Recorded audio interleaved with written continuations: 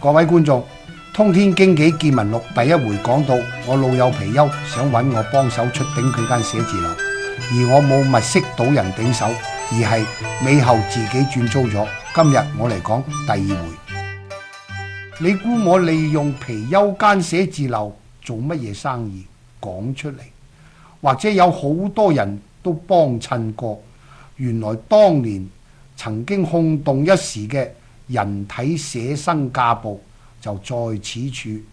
呢一道橋而家回憶起嚟，咪話我老鼠跌落天秤，確係夠絕。不過呢一樣嘢亦唔係我自己諗出嚟，只不過就喺貔貅託我替佢做經紀，想出頂寫字樓後嘅幾日，偶然睇到一份日本雜誌，有幾幅精彩圖片，係兩個身材健美嘅日本妹裸體作狀。佢哋身旁有幾個着起全套齊整西服、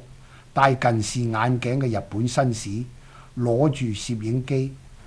作拍有狀，但係個個咧都眼金金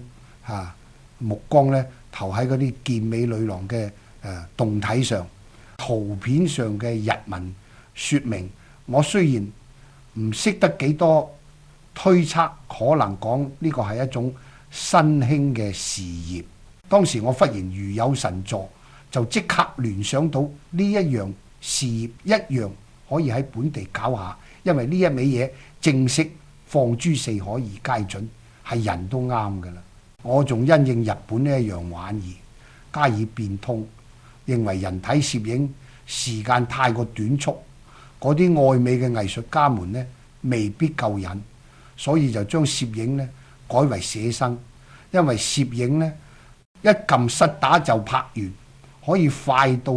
1秒鐘嘅幾十分之一。想睇多一陣，